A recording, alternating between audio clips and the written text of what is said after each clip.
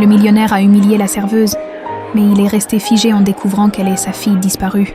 La fin d'après-midi tombait lourdement sur Lyon, enveloppant les rues étroites de Villeurbanne d'une lumière dorée qui n'arrivait jamais vraiment à réchauffer les cœurs. Dans le restaurant, le cœur argenté, coincé entre une boulangerie fermée et un pressing qui sentait l'amidon, Élise essuyait les tables avec des gestes mécaniques, presque hypnotiques. À 26 ans, elle avait cette beauté discrète des gens qui ont appris à ne pas se faire remarquer. Ses cheveux châtains étaient tirés en un chignon serré, quelques mèches rebelles, encadrant un visage aux traits délicats, mais marqué par la fatigue. Contre sa peau pâle brillait faiblement un petit pendentif en argent. Un cœur brisé, la moitié d'un cœur, pour être précise. Elle le touchait machinalement, comme d'autres tripotent une cigarette ou mordillaient leurs ongles. C'était son geste refuge. Celui qui la ramenait à elle-même quand le monde devenait trop lourd. Élise, table 7. Ils attendent leur addition depuis 10 minutes. La voix du patron la sortit de ses pensées. Elle hocha la tête, attrapa le petit carnet noir et se dirigea vers la table en question. Le restaurant n'avait rien d'extraordinaire. Nappes à carreaux rouges et blancs, chaises dépareillées, une odeur persistante de café trop fort et de graillon, mais c'était son lieu, son refuge. Ici, au moins, elle existait, même si ce n'était que comme la petite serveuse discrète qui ne pose jamais de questions. Le soir approchait, et avec lui, l'agitation habituelle, sauf que ce soir-là, quelque chose était différent. Le patron avait annoncé une réservation spéciale. Des gens importants, avait-il dit en se frottant nerveusement les mains. Alors fais gaffe. Pas de boulette. À 19h pile, la porte s'ouvrit, Élise leva les yeux de la table qu'elle dressait, et son cœur fit un bond incompréhensible. Un homme venait d'entrer, grand, la cinquantaine élégante, costume 3 pièces impeccable. Son regard balayait la salle avec cette assurance froide des gens qui ont l'habitude qu'on leur obéisse. Derrière lui marchait une femme tout aussi soignée, bijoux discrets mais certainement hors de prix, un sourire qui ne montait jamais jusqu'aux yeux. Quelque chose en Élise se figea. Ce n'était pas de la peur exactement, c'était autre chose, une sensation étrange, comme si son corps reconnaissait cet homme avant même que son esprit puisse comprendre pourquoi. « Bonsoir, monsieur Morel, par ici, s'il vous plaît. » Le patron les guida vers la meilleure table, celle près de la fenêtre. Gérard Morel. Le nom résonna dans la tête d'Élise, sans qu'elle sache pourquoi. Elle n'avait jamais entendu parler de lui. Pourtant quelque chose en elle réagissait. Elle prit une profonde inspiration et s'approcha avec la carafe d'eau. Ses mains tremblaient légèrement. « Calme-toi. C'est juste un client comme les autres. Bonsoir. Puis-je vous servir de l'eau ?» Sa voix était sortie plus faible qu'elle ne l'aurait voulu. Gérard Morel ne leva même pas les yeux vers elle. Il était en pleine conversation avec un de ses associés, un homme chauve qui riait trop fort. Élise versa l'eau dans les verres, concentrée sur chaque geste, mais sa main trembla. Quelques gouttes tombèrent sur la nappe blanche. Formant de petites taches sombres qui s'élargirent rapidement, le silence tomba comme un couperet. « Vous plaisantez, j'espère ?» La voix de Gérard était glaciale. Élise releva la tête, le souffle coupé. L'homme la fixait maintenant, et dans ses yeux gris acier, il n'y avait aucune trace de compassion. « Excusez-moi, monsieur, je vais... » « Vous allez quoi ? Continuez à trembler comme une gamine. Vous voyez ces gens autour de cette table. Ils représentent des millions d'euros. Et vous êtes incapable de verser un verre d'eau correctement. » Les joues d'Élise s'embrasèrent autour d'eux. Les conversations s'étaient arrêtées. Tous les regards convergeaient vers elle. « Monsieur, je suis vraiment désolée, Des gens comme vous ne devraient même pas approcher des personnes respectables. » Les mots la frappèrent comme des gifles. Élise sentit ses yeux se remplir de larmes qu'elle refusa de laisser couler. Pas ici, pas devant eux. Elle s'inclina légèrement, murmura une nouvelle excuse et se retira vers la cuisine, ses jambes tremblant sous elle. Dans l'arrière-salle, elle s'appuya contre le mur froid, porta la main à son pendentif et le serra si fort que le métal lui mordit la paume. Pourquoi ? Pourquoi cet homme lui faisait-il tant d'effet ? Ce n'était pas la première fois qu'un client était désagréable avec elle. Mais là, c'était différent. Chaque mot avait résonné en elle comme un écho douloureux d'un passé qu'elle ne parvenait pas à saisir. Le reste du service passa dans un brouillard. Elle évita soigneusement la table de Gérard Morel, laissant ses collègues s'en occuper. Quand ils partirent enfin, elle respira un peu mieux. Minuit était passé quand Élise poussa la porte de son studio, au 4e étage d'un immeuble délavé de Villeurbanne, 22 mètres carrés qui sentaient l'humidité et le renfermer, un lit étroit, une table bancale, 2 chaises dépareillées et une kitchenette où elle préparait rarement plus qu'un thé ou des pâtes. Elle alluma la bougie posée sur la table. L'électricité coûtait cher et s'assit lourdement. Le pendentif luisait faiblement dans la lumière tremblante. Élise le détacha de son cou et le posa devant elle. La moitié d'un cœur en argent, gravé de motifs délicats maintenant presque effacés par le temps. C'était tout ce qu'elle possédait de son passé, tout ce qui lui restait avant l'accident, avant le réveil dans cet hôpital. Il y avait 17 ans, avant le vide. Elle ne se souvenait de rien, juste des images floues, comme des rêves qui s'évaporent au réveil. Une grande maison blanche, une voix d'homme qui l'appelait « ma princesse », des rires, de la chaleur, et puis plus rien, le néant. On lui avait dit qu'elle avait 9 ans quand on l'avait trouvée, inconsciente au bord d'une route, pas de papier, pas de famille qui la cherchait, rien. Les médecins avaient parlé d'amnésie traumatique. Les assistantes sociales l'avaient placée dans un foyer, lui avaient donné le prénom Élise parce que c'était le jour de la Sainte Élise quand elle s'était réveillée. Et depuis, elle survivait, foyer d'accueil, famille temporaire, puis l'indépendance forcée à 18 ans, petit boulot, chambre minuscule, solitude, toujours cette solitude. Élise toucha le pendentif du bout des doigts, qui le lui avait donné. Pourquoi un cœur brisé? Où était l'autre moitié? Et pourquoi, ce soir, en voyant cet homme cruel et arrogant, son cœur avait-il battu si fort? Dans une villa moderne d'Écully, à quelques kilomètres de là, Gérard Morel ne parvenait pas à dormir non plus. Debout devant la baie vitrée de son bureau, il contemplait les lumières de Lyon scintillant au loin. Camille dormait depuis longtemps, ou faisait semblant. Son regard dériva vers le mur couvert de cadres, des photos de famille, des photos de réussite, et au centre, celle qui lui arrachait le cœur à chaque fois. Une petite fille de 5 ans, sourire éclatant, yeux pétillants, ses cheveux châtains attachés en 2 couettes. Elle tenait un petit pendentif en forme de cœur qu'il venait de lui offrir pour son anniversaire. Noémie, sa fille, disparue il y avait 17 ans dans un terrible accident de voiture. On n'avait jamais retrouvé son corps, jamais eu de réponse, juste un vide béant qui avait tout dévoré en lui. Il ferma les yeux. Depuis ce jour-là, quelque chose s'était brisé en lui, irrémédiablement. Il était devenu cet homme dur, cassant, incapable de la moindre tendresse. Il avait construit un empire, mais perdu son âme en chemin. Gérard rouvrit les yeux et regarda la photo. Noémie aurait 26 ans aujourd'hui. Serait-elle devenue une jeune femme douce, forte? Aurait-elle ses yeux? Il secoua la tête. À quoi bon? Les morts ne reviennent pas. Mais alors pourquoi, ce soir, en voyant cette serveuse maladroite, avait-il ressenti cette étrange sensation, comme si quelque chose en lui s'était réveillé après des années de sommeil? Il toucha la photo une dernière fois et éteignit la lumière. Les jours qui suivirent prirent une tournure étrange. Élise s'attendait à ne plus jamais revoir Gérard Morel. Après l'humiliation qu'elle avait subie, elle espérait même ne plus croiser son chemin. Pourtant, le mercredi suivant, il était de retour. Seul, cette fois. Elle le vit entrer vers 15h, en plein creux de l'après-midi. Le restaurant était presque vide. Juste 2 habitués qui terminaient leur café au comptoir. Gérard portait un costume gris anthracite, moins formel que la dernière fois, mais tout aussi élégant. Il s'installa à une table près de la fenêtre, sortit son téléphone, mais ne sembla pas vraiment l'utiliser. Élise sentit son estomac se nouer. C'était son secteur. Elle devait y aller. Elle prit une profonde inspiration, attrapa son carnet et s'approcha, le cœur battant trop fort. « Bonjour, que puis-je vous servir ?» Sa voix était neutre, professionnelle. Gérard leva les yeux. Pendant une fraction de seconde, quelque chose passa dans son regard, quelque chose qu'Élise ne sut pas identifier. Puis le masque froid se remit en place. Un café, noir, sans sucre. Très bien.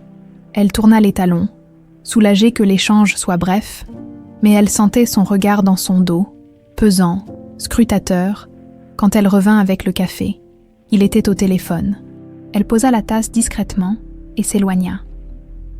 Gérard resta 1 heure.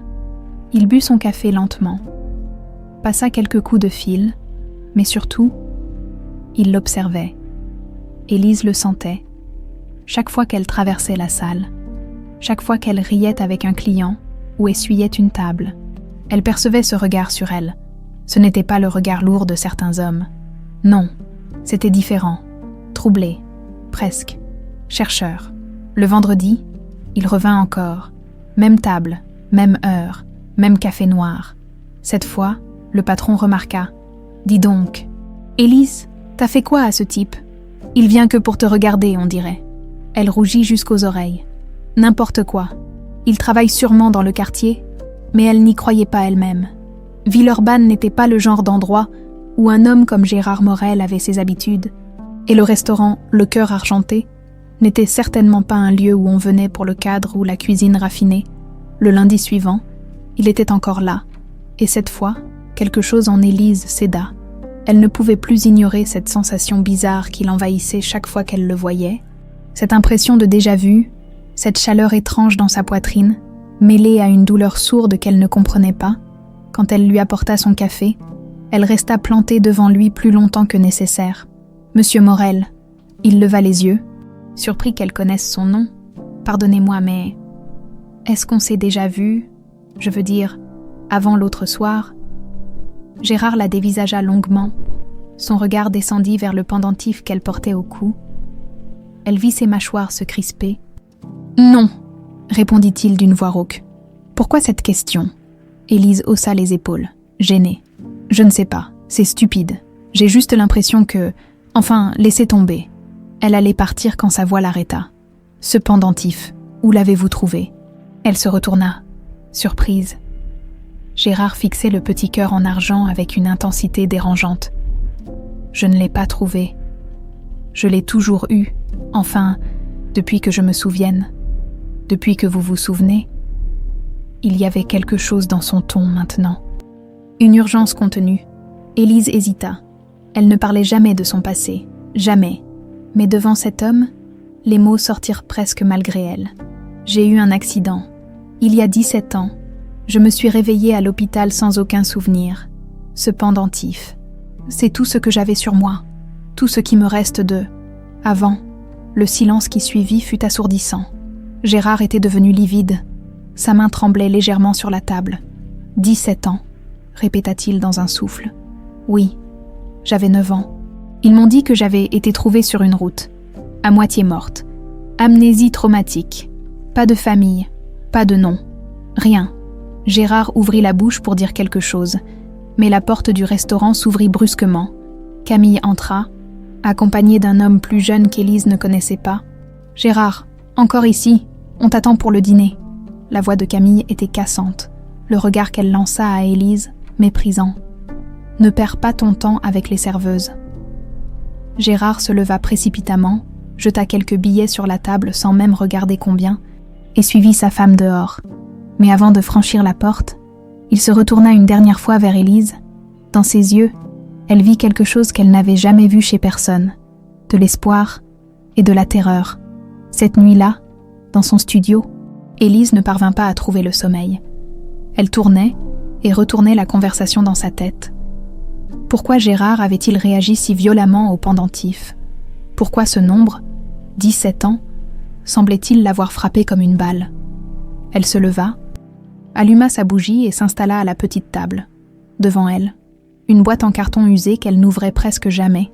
Dedans, les quelques documents de sa vie d'avant, le rapport de l'hôpital, le certificat du foyer, une photo floue d'elle à 9 ans, hagarde, le regard vide et une coupure de journal jauni, accident mystérieux sur la D306, une fillette de 9 ans retrouvée inconsciente, pas de véhicule sur place, enquête en cours. Elle avait lu cet article des dizaines de fois, cherchant un indice. N'importe quoi, mais il n'y avait rien. Juste le mystère d'une enfant apparue de nulle part. Élise toucha le pendentif. Quelque part, quelqu'un avait l'autre moitié de ce cœur. Quelqu'un savait qui elle était. Et ce quelqu'un était peut-être Gérard Morel. À Écully, dans le grand bureau de la villa, Gérard ne dormait pas non plus. Il était assis devant son ordinateur, mais l'écran était éteint. Dans ses mains, il tenait un petit écrin de velours bleu. Il l'ouvrit lentement. À l'intérieur, reposait la moitié d'un cœur en argent. Exactement identique à celui qu'Élise portait autour du cou, il l'avait fait fabriquer spécialement pour le 5e anniversaire de Noémie, 2 moitiés d'un même cœur. Comme ça, tu seras toujours avec moi, même quand je ne suis pas là, lui avait-il dit en glissant une moitié à son cou. Elle avait ri, ce rire cristallin qu'il entendait encore parfois dans ses cauchemars. Et toi, tu gardes l'autre, papa, toujours, toujours, ma princesse. Gérard ferma les yeux, sentant les larmes brûler sous ses paupières. 17 ans, la fille l'avait dit 17 ans. L'âge exact, l'accident, l'amnésie, le pendentif. Non, c'était impossible. Noémie était morte, on le lui avait dit. Les enquêteurs avaient abandonné après des mois de recherches infructueuses. Le corps n'avait jamais été retrouvé, certes, mais après un tel accident, il rouvrit les yeux et regarda la photo sur son bureau. Noémie a 5 ans, puis il pensa à Élise, ses traits délicats, ses yeux noisettes, la façon dont elle inclinait la tête quand elle écoutait, ce geste machinal de toucher le pendentif, tout comme Noémie le faisait. Son cœur se mit à battre plus vite. C'était fou, complètement fou.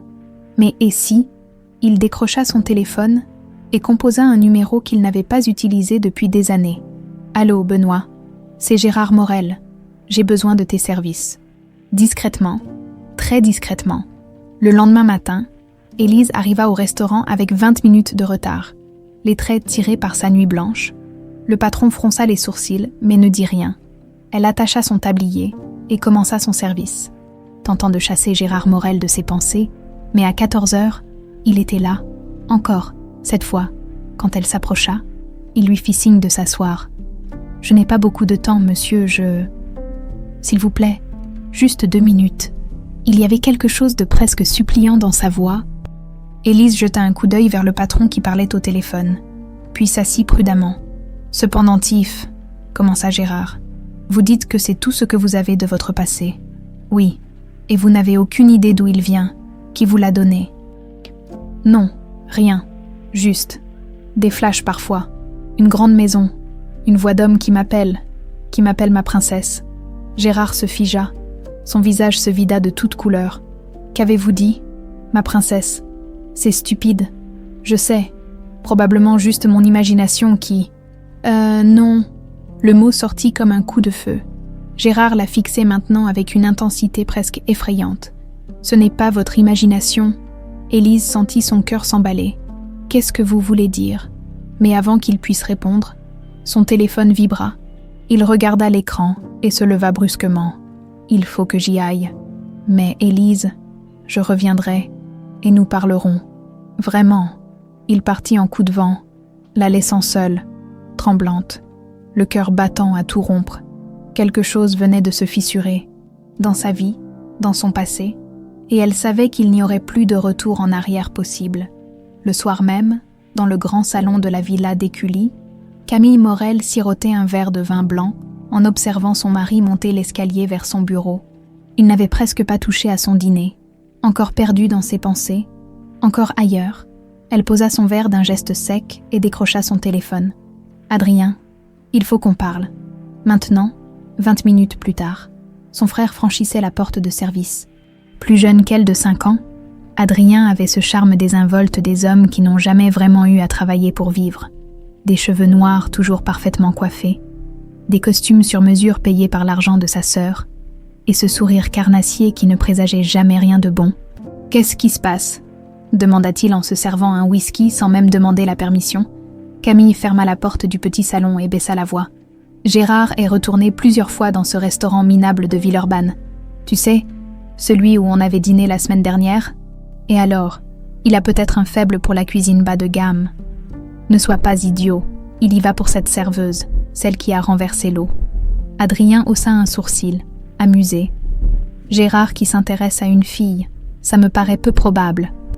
L'homme est un glaçon ambulant depuis… Il s'interrompit. Camille le fixait avec une intensité qui le fit taire. « Depuis quoi ?» insista-t-elle. « Dis-le. »« Depuis…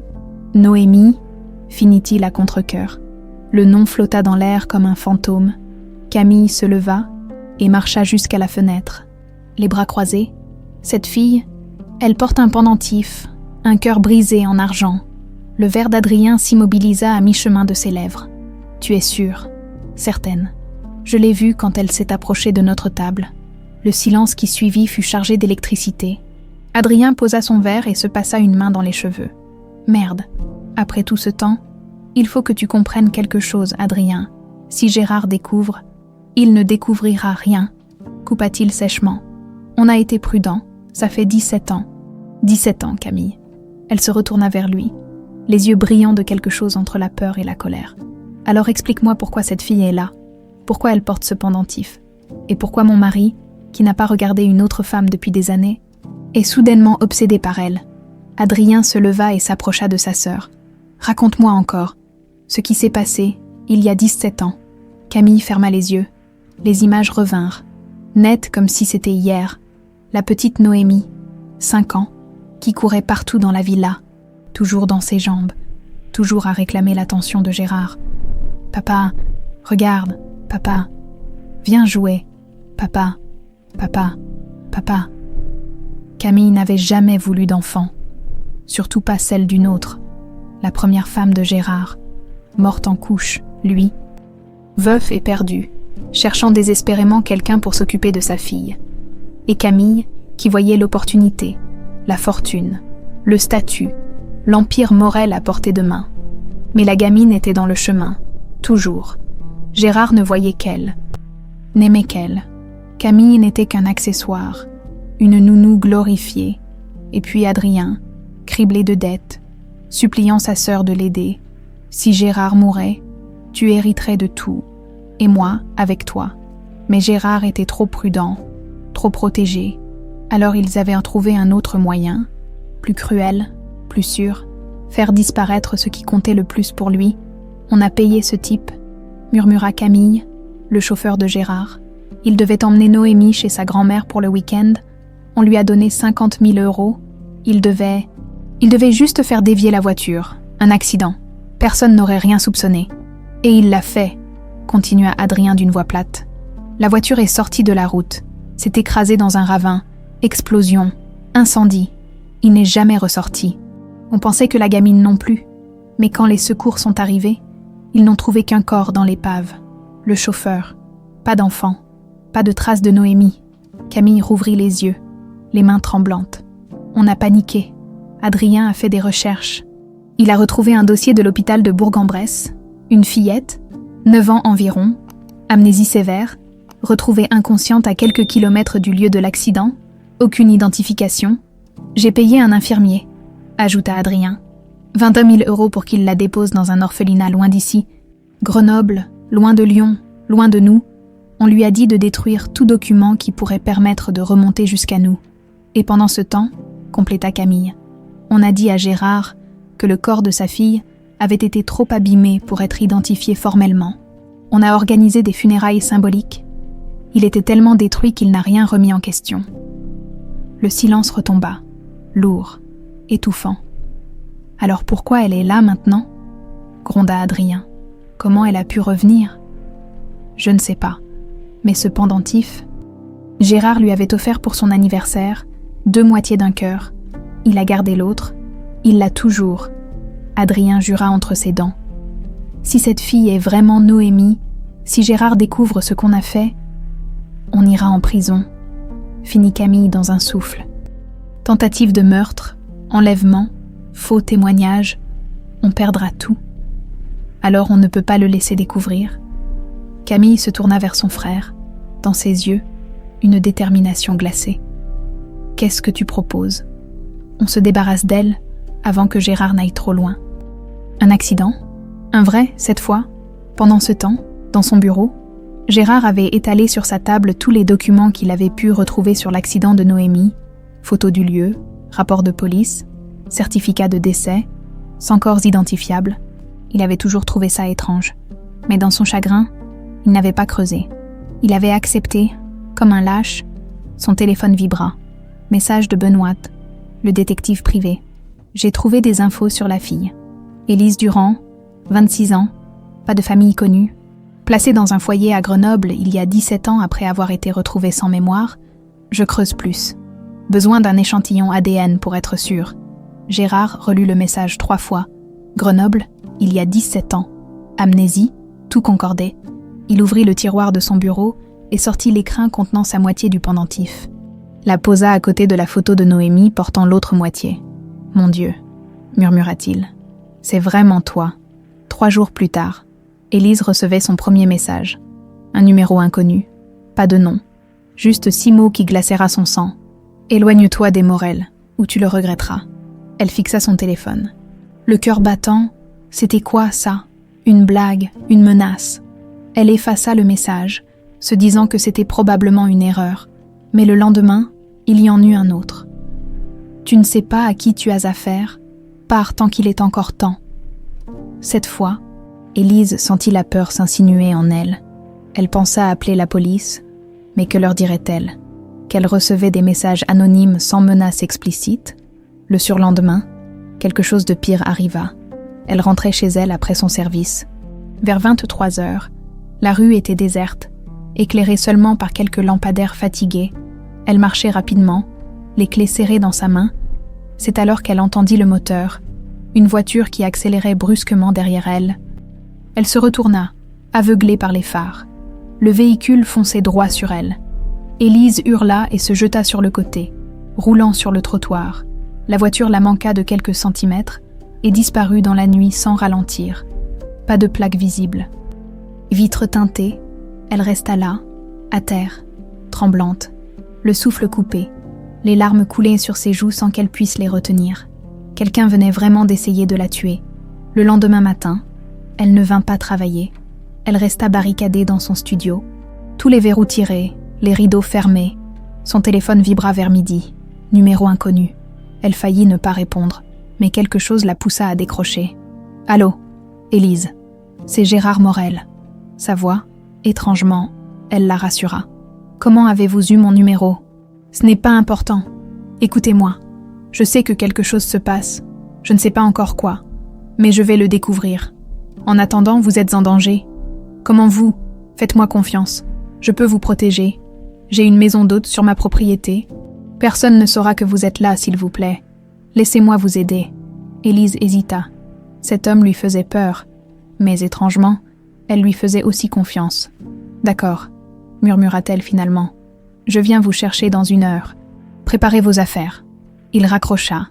Élise resta immobile quelques secondes, puis se leva et commença à rassembler ses maigres possessions. Elle ne savait pas où cette route l'amènerait, mais elle savait qu'il n'y avait plus de retour en arrière possible. La maison d'hôte se trouvait à l'arrière de la propriété des Morel, dissimulée par une haie de lauriers et quelques vieux chênes. C'était une petite bâtisse en pierre avec des volets bleus délavés, charmante dans sa simplicité. Gérard avait insisté pour porter le sac d'Élise. Un vieux sac à dos contenant tout ce qu'elle possédait au monde. « Vous serez en sécurité ici », dit-il en poussant la porte. « Personne ne vient jamais. Même Camille a oublié que cet endroit existe, à l'intérieur. C'était modeste mais propre. Un salon avec une cheminée, une petite cuisine, une chambre à l'étage, des meubles anciens mais confortables, une odeur de bois et de lavande séchée. Il y a tout ce qu'il faut, continua Gérard. Nourriture dans le frigo, drap propre. Si vous avez besoin de quoi que ce soit, appelez-moi, n'importe quand. » Élise posa son sac et se retourna vers lui, pour la première fois depuis qu'elle le connaissait. Elle le vit vraiment, les rides autour de ses yeux, la fatigue dans son regard, et quelque chose d'autre, quelque chose qui ressemblait à de la peur. « Pourquoi vous faites ça ?» demanda-t-elle doucement. « Vous ne me connaissez même pas. » Gérard ouvrit la bouche, sembla chercher ses mots, puis finalement secoua la tête. « Peut-être que si. Peut-être que je vous connais mieux que vous ne le pensez. » Il tourna les talons et partit, avant qu'elle puisse répondre, la laissant seule avec cette phrase énigmatique qui résonna longtemps dans le silence. Les jours suivants prirent un rythme étrange. Élise restait dans la maison d'hôte, n'osant pas trop sortir. Gérard venait la voir chaque soir après le travail, toujours vers 19h. Il apportait des plats préparés, du pain frais, des fruits. Et surtout, il restait, il parlait. Au début, les conversations étaient maladroites, hésitantes, mais petit à petit, les mots se libérèrent. Un soir, assis devant la cheminée où crépitait un feu, Gérard lui parla de Noémie pour la première fois. Elle avait 5 ans quand...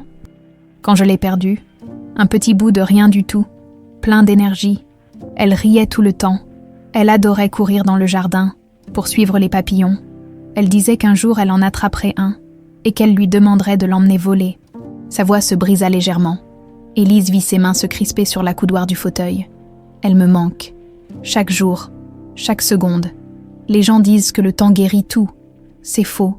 Le temps ne fait que creuser le vide un peu plus. Élise sentit ses propres larmes monter. Je suis désolée. Ça a dû être... Je ne peux même pas imaginer. C'est le pire, vous savez. Ne jamais avoir retrouvé son corps. Ne jamais avoir pu lui dire au revoir vraiment. Juste ce vide. Cette absence qui ne finit jamais. Il se tourna vers elle. Et dans ses yeux, Élise vit une douleur si profonde qu'elle en eut le souffle coupé. « Vous lui ressemblez un peu », murmura-t-il. « Pas physiquement. Enfin si, peut-être. Mais surtout dans votre façon d'être. Cette douceur, cette force silencieuse. » Élise ne savait pas quoi répondre. Elle toucha machinalement son pendentif. « Parlez-moi de vous », dit Gérard en changeant de sujet. « De votre vie, de ce dont vous vous souvenez. » Alors elle parla, elle lui raconta les foyers d'accueil, les familles temporaires qui ne voulaient jamais la garder, l'impression d'être toujours de passage, jamais à sa place nulle part, les nuits où elle restait éveillée, essayant désespérément de se rappeler quelque chose, n'importe quoi, de son passé. Il y a juste ces flashs, dit-elle, des images floues, une grande maison blanche, un jardin avec des roses, et cette voix d'homme qui m'appelle ma princesse.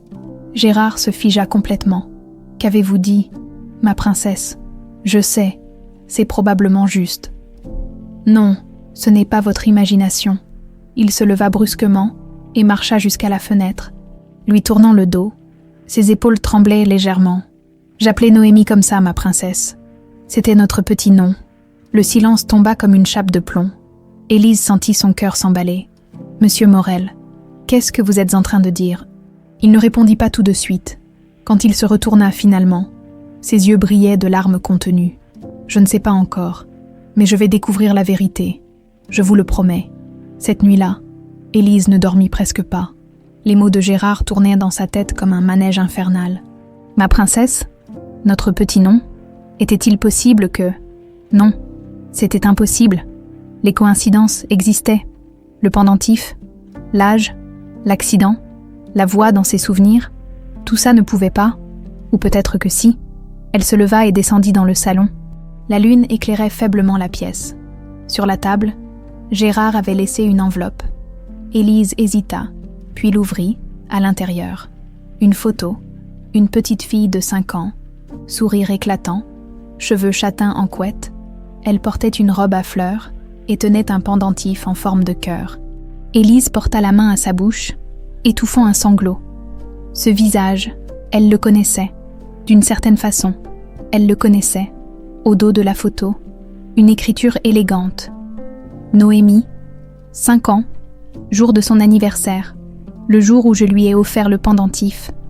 Pendant ce temps, dans la villa principale, Camille ne dormait pas non plus. Elle avait découvert que Gérard hébergeait Élise sur la propriété. La rage bouillonnait en elle. Elle décrocha son téléphone et appela Adrien. Il l'a installé ici, dans la maison d'hôte. Il passe tous ses soirs avec elle. Merde, il faut accélérer les choses. J'ai essayé de joindre Benoît, le détective. Il ne répond plus à mes appels. Gérard a dû le payer plus cher que nous. Alors on passe au plan B. Je connais quelqu'un. Quelqu'un qui ne pose pas de questions. Il peut s'occuper de la fille discrètement. Camille hésita une seconde, mais seulement une seconde. Fais-le. 2 jours plus tard, Gérard arriva avec une autre enveloppe. Cette fois, son visage était grave, presque solennel. Élise, il faut qu'on parle. Vraiment. Ils s'assirent face à face dans le salon. La tension était palpable. J'ai engagé un détective privé, commença Gérard, pour faire des recherches sur vous, sur votre passé, et sur Noémie. Élise sentit sa gorge se serrer. Et qu'est-ce qu'il a trouvé? Vous avez été retrouvée à Bourg-en-Bresse, à 7 kilomètres du lieu où ma fille a eu son accident, le même jour, à quelques heures d'intervalle. Ce qui ne prouve rien, murmura Élise. Même si son cœur criait le contraire. Non, mais ça pose des questions, et il y a autre chose. Il sortit quelque chose de sa poche, un petit écrin de velours bleu, l'ouvrit lentement. Élise écarquilla les yeux. À l'intérieur reposait la moitié d'un cœur en argent, exactement identique au sien. Je l'ai fait fabriquer pour l'anniversaire de Noémie. 2 moitiés d'un même cœur. Elle portait l'une, je gardais l'autre, pour toujours. Les mains tremblantes, Élise détacha son pendentif, approcha les 2 moitiés. Elles s'emboîtaient parfaitement. Un cœur entier, reconstitué après 17 ans. Les larmes coulèrent, sans qu'elle puisse les retenir. Gérard aussi pleurait maintenant, sans honte, sans retenue. « Il me faut une certitude », dit-il d'une voix brisée. « Un test ADN, pour être sûr, vous acceptez. » Élise hocha la tête, incapable de parler. Le détective a un contact dans un laboratoire privé. Résultat en 48 heures, discrètement, sans que personne ne sache. Il tendit la main vers elle. Élise la prit. Pour la première fois depuis qu'elle le connaissait, elle ne sentit pas de distance entre eux, juste une connexion, profonde, indéniable. « Et si c'est vrai, murmura-t-elle, si je suis vraiment, alors je retrouve ma fille, et vous retrouvez votre père. » Ils restèrent là, mains serrées, pleurant ensemble sur 17 ans perdus, et une possibilité terrifiante d'espoir. Dehors, caché derrière les arbres, une silhouette observait la maison d'hôte avec des jumelles. Un homme en blouson sombre. Visage dur, téléphone à la main. Il composa un numéro. « C'est fait. J'ai repéré les lieux. Je peux agir demain soir. Vous êtes sûr de vouloir aller jusqu'au bout. » À l'autre bout du fil, la voix d'Adrien répondit, glaciale. « Absolument. Fais ce que tu as à faire. Et ne laisse aucune trace. » L'homme raccrocha, un sourire mauvais aux lèvres. Dans la maison, Élise et Gérard ne se doutèrent de rien, mais le danger se rapprochait. Et cette fois, il ne les manquerait pas. Benoît Mercier, détective privé depuis 15 ans, avait vu beaucoup de choses dans sa carrière. Des affaires d'adultère sordides, des escroqueries financières, des disparitions mystérieuses. Mais celle-ci était différente. Quelque chose dans le regard de Gérard Morel, quand il lui avait confié cette mission, l'avait touché. Un père cherchant sa fille disparue, ou plutôt espérant désespérément l'avoir retrouvée, il était maintenant assis dans son bureau miteux de la Croix-Rousse, entouré de piles de documents, les yeux fixés sur son écran d'ordinateur, les relevés bancaires de Camille Morel datant de 17 ans défilaient devant lui. Et là, il le vit, un virement de 50 000 € à un certain Marc Blanchard, date 2 jours avant l'accident de Noémie Morel. Marc Blanchard, décédé dans l'accident en question, le chauffeur de Gérard. Benoît nota l'information et continua à creuser. 3 semaines après l'accident, autre virement, 20 000 € cette fois. Destinataire, Claude Perrin. Une recherche rapide révéla que Claude Perrin était infirmier à l'hôpital de Bourg-en-Bresse en 2008, le même hôpital où une fillette amnésique avait été admise le jour de l'accident. « Ah putain !» murmura Benoît en se reculant dans sa chaise. Il décrocha son téléphone et composa le numéro de Gérard. « Monsieur Morel, j'ai trouvé quelque chose d'important. Il faut qu'on se voie. Maintenant, pendant ce temps, dans la maison d'hôte. » Élise vivait l'expérience la plus étrange de sa vie, pour la première fois depuis qu'elle avait recouvré conscience à 9 ans. Des souvenirs véritables, pas des flashs flous, mais de vrais souvenirs, remontaient à la surface. Elle était assise sur le canapé, les yeux fermés, laissant les images défiler, une grande maison blanche avec des volets bleus, un jardin immense avec des rosiers partout, l'odeur sucrée des roses en été, des mains d'hommes qui la soulevaient dans les airs, des rires, plus haut, papa, plus haut, un chien, un golden retriever qui s'appelait Choupi, non, Toby, il s'appelait Toby. Et puis cette journée, son 5e anniversaire, un gâteau en forme de château de princesse, des bougies partout, et ce pendentif, ce cœur qu'on passait autour de son cou en lui disant « Comme ça, tu seras toujours avec moi, même quand je ne suis pas là. » Élise ouvrit brusquement les yeux, le souffle court. Ce n'étaient plus des impressions vagues, c'étaient des souvenirs, réels, tangibles. Elle porta la main à son pendentif, sentant le métal tiède contre sa paume. « Papa », murmura-t-elle dans le vide. Le mot lui parut à la fois étranger et familier, comme quelque chose qu'elle avait oublié comment prononcer et qui revenait naturellement, mais avec les bons souvenirs revenaient aussi les mauvais. Elle ferma les yeux à nouveau, et cette fois, ce fut différent, plus sombre, plus violent. Une voiture, elle est assise à l'arrière, sa ceinture attachée, un homme au volant qu'elle ne connaît pas bien, Marc, le chauffeur de papa. On va voir mamie. Ma puce, ça va être chouette, hein? Mais quelque chose ne va pas. L'homme a l'air nerveux. Il transpire, ses mains tremblent sur le volant. Et puis soudain, la voiture accélère, beaucoup trop vite. Elle a peur. Elle crie. « Monsieur, ralentissez !» Mais il ne répond pas. Il regarde droit devant lui, les mâchoires serrées, comme s'il accomplissait une mission. La route tourne. Il ne tourne pas le volant. La voiture quitte la chaussée. Vol, choc, douleur, feu, cri. Et puis le noir. Élise rouvrit les yeux en haletant, le cœur battant à tout rompre, des larmes coulaient sur ses joues. Ce n'était pas un accident. L'homme avait fait exprès. Il avait volontairement quitté la route. Quelqu'un avait essayé de la tuer. Gérard arriva 1 heure plus tard, le visage grave. Benoît l'accompagnait, une mallette à la main. Élise. Je vous présente Benoît Mercier, le détective dont je vous ai parlé. Benoît lui serra la main avec un sourire bienveillant. Mademoiselle, j'ai des choses importantes à vous dire. À tous les deux. En fait, ils s'installèrent autour de la table de la cuisine. Benoît sortit des documents de sa mallette et les étala devant eux. Voilà ce que j'ai trouvé. 2 virements bancaires effectués par Camille Morel. Le premier, 50 000 €. Versé à Marc Blanchard 2 jours avant l'accident. Marc Blanchard était votre chauffeur, Monsieur Morel. Il est mort dans l'accident. Gérard pâlit. Vous êtes en train de dire que l'accident n'en était pas un. Oui, je pense que Blanchard a été payé pour tuer votre fille. Le silence qui suivit fut assourdissant. Élise vit Gérard se décomposer littéralement devant elle. Camille, murmura-t-il. Ma femme a... Attendez, ce n'est pas fini. Benoît sortit un autre document. 3 semaines après l'accident. Second, virement. 20 000 € à Claude Perrin, infirmier à l'hôpital de Bourg-en-Bresse, le même hôpital où mademoiselle Élise a été admise le jour de l'accident. Il regarda Élise avec compassion. J'ai réussi à localiser Perrin. Il vit maintenant à Marseille. Je l'ai contacté, au début, il ne voulait rien dire. Mais quand je lui ai dit que la police allait s'intéresser à lui, il a craqué. Qu'est-ce qu'il a dit ? Demanda Gérard d'une voix blanche. Il a avoué avoir été payé par une femme.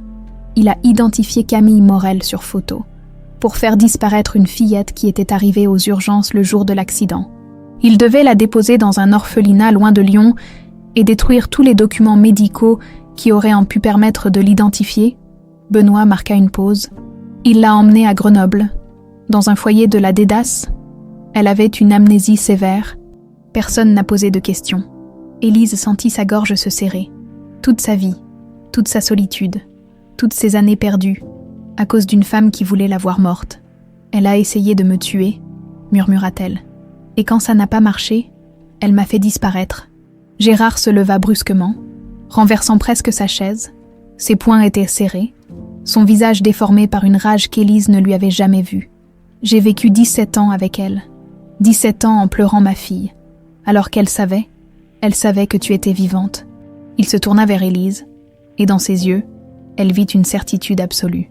Tu es ma fille, je le sais, même sans les résultats du test ADN.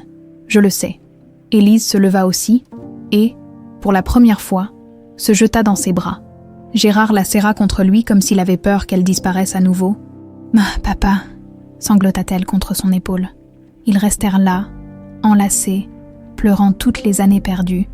Benoît les laissa à leur émotion quelques minutes, puis toussa discrètement. Il y a autre chose.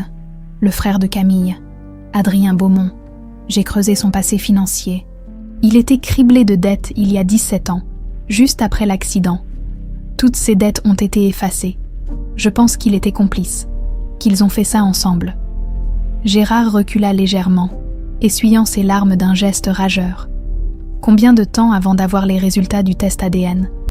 Demain matin, le laboratoire fait vite quand on paie bien. Parfait. Dès que j'ai la confirmation officielle, je vais voir la police. Je veux qu'ils soient arrêtés, tous les deux. Je veux qu'ils paient pour ce qu'ils ont fait. Benoît hocha la tête. J'ai déjà tous les documents nécessaires, les relevés bancaires, les aveux de Perrin que j'ai enregistrés avec son accord. Vous avez un dossier solide. Il regarda Élise avec gentillesse. Je suis désolée, Désolée pour tout ce que vous avez traversé. » Élise esquissa un faible sourire. « Au moins, maintenant, je sais qui je suis, je sais d'où je viens, et je sais que j'ai un père qui me cherchait. » Elle se tourna vers Gérard, qui m'a toujours cherché, même sans le savoir. Cette nuit-là, ni l'un ni l'autre ne dormit vraiment. Trop d'émotions, trop de questions, trop de peur aussi. Car il savait que Camille et Adrien ne les laisseraient pas agir sans réagir. Vers 3 heures du matin, Élise descendit au salon et trouva Gérard assis dans le noir. Regardant par la fenêtre, « Tu ne dors pas ?» demanda-t-elle doucement. Il secoua la tête. Elle vint s'asseoir à côté de lui. « À quoi tu penses ? À toutes ces années perdues, à toutes les fois où j'aurais pu être là pour toi, tes anniversaires, tes chagrins, tes peurs. J'aurais dû être là. Tu ne pouvais pas savoir. J'aurais dû chercher plus. Ne jamais accepter qu'on ne retrouve pas ton corps. J'aurais dû me battre plus fort. » Élise prit sa main. « Tu te bats maintenant. C'est ce qui compte. » Ils restèrent ainsi dans le silence. Main dans la main, père et fille réunis après 17 ans. Dehors, dans l'obscurité, l'homme en blouson sombre observait toujours la maison. Demain, il agirait. Demain, tout serait terminé. Ou du moins, c'est ce qu'il croyait. Le jour se levait à peine sur Lyon quand le téléphone de Gérard vibra. Il était resté toute la nuit dans la maison d'hôte, veillant sur Élise comme un gardien silencieux. Il décrocha immédiatement. « Monsieur Morel, c'est le laboratoire. Les résultats sont prêts. » Le cœur de Gérard fit un bond dans sa poitrine. Et, correspondance génétique confirmée à 99,9%, la jeune femme est bien votre fille biologique. Gérard ferma les yeux, sentant les larmes couler librement sur ses joues. 17 ans de douleur, de vide, de questions sans réponse. Et maintenant, enfin, la certitude. Merci. Envoyez-moi le rapport complet par mail sécurisé. Il raccrocha et monta doucement à l'étage. Élise dormait encore, recroquevillée sous une couverture, le visage paisible. Il s'assit au bord du lit et caressa doucement ses cheveux. « Noémie, murmura-t-il, ma princesse, tu es revenue. » Elle ouvrit lentement les yeux et sourit en le voyant. « Bonjour, papa. » Le mot résonna comme une mélodie dans le cœur de Gérard. « J'ai reçu les résultats. C'est officiel. Tu es ma fille. Tu es Noémie Morel. » Élise, Noémie, se redressa d'un coup, les yeux écarquillés. « C'est vrai. C'est vraiment vrai. Oui, je l'ai toujours su dans mon cœur.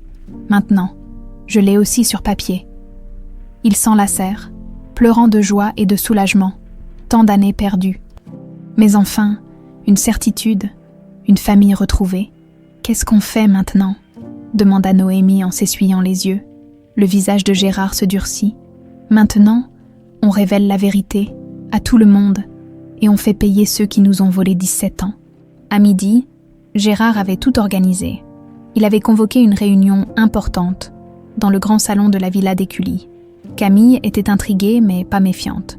Gérard organisait souvent ce genre de réunion avec ses associés, hétéroprésents. Camille, impeccable dans son tailleur crème, un verre de vin blanc à la main. Adrien, arrivé avec 15 minutes de retard comme toujours, l'air suffisant. 2 des principaux associés de Gérard, Pierre et Laurent, Benoît Mercier, présentés comme consultants en sécurité. Et 2 hommes en civil que personne ne connaissait, restés près de la porte. Camille fronça les sourcils en les voyant. « Gérard, c'est quoi cette mascarade ? Qui sont ces gens ? Tu le sauras bien assez tôt. » Il se tourna vers la porte de la bibliothèque adjacente et fit un signe. Noémie entra, vêtue d'une robe simple mais élégante que Gérard lui avait achetée la veille. Ses cheveux étaient redétachés, encadrant son visage. Elle portait le pendentif bien en évidence. Le visage de Camille se vida de toutes couleurs. Adrien se leva d'un bond, renversant presque son verre. « Qu'est-ce que c'est que ça ?» cracha Camille. Gérard s'avança au centre de la pièce, tenant une enveloppe Kraft à la main. « Messieurs, Camille, Adrien, je vous ai réunis aujourd'hui car j'ai une annonce importante à faire. Une annonce qui va changer beaucoup de choses. » Il marqua une pause, savourant presque le moment. Pendant 17 ans, j'ai vécu dans un mensonge. On m'a fait croire que ma fille, Noémie, était morte dans un accident de voiture, qu'on n'avait jamais retrouvé son corps. J'ai pleuré, j'ai souffert. Je suis devenu un autre homme, Un homme brisé. Sa voix se durcit. Mais quelqu'un ici connaît la vérité. Quelqu'un a toujours su que ma fille était vivante. Il ouvrit l'enveloppe et en sortit le rapport du laboratoire. Élise Durand. C'est le nom qu'on lui a donné quand elle s'est réveillée à 9 ans dans un hôpital. Sans mémoire, sans famille, sans identité. Il leva le document. Mais son vrai nom est Noémie Morel. Et le test ADN que j'ai fait effectuer le confirme à 99%. Cette jeune femme est ma fille. Le silence qui tomba fut absolu. Pierre et Laurent se regardèrent, stupéfaits. Camille était pétrifiée. Son verre tremblant dans sa main, Adrien avait reculé jusqu'au mur. Blanc comme un linge, Gérard se tourna vers Noémie. « Viens, ma fille. » Noémie s'avança, les jambes tremblantes mais la tête haute. Elle vint se placer à côté de son père. « 17 ans, » répéta Gérard d'une voix étranglée par l'émotion. 17 ans où elle a grandi seule, sans amour, sans famille, parce que quelqu'un a décidé qu'elle ne devait pas vivre. Il fixa Camille droit dans les yeux. « Qu'avez-vous fait à ma fille ?» Camille tenta de garder contenance. « Je ne sais pas de quoi tu parles. Cette fille est une opportuniste. Elle arrive avec son petit pendentif et son histoire à dormir debout. Et tu gobes tout ça. Tu es pathétique, Gérard. Vraiment. » Benoît s'avança, ouvrant une tablette électronique. Virement de 50 000 € au compte de Marc Blanchard, 2 jours avant l'accident, provenance. Le compte personnel de Madame Morel.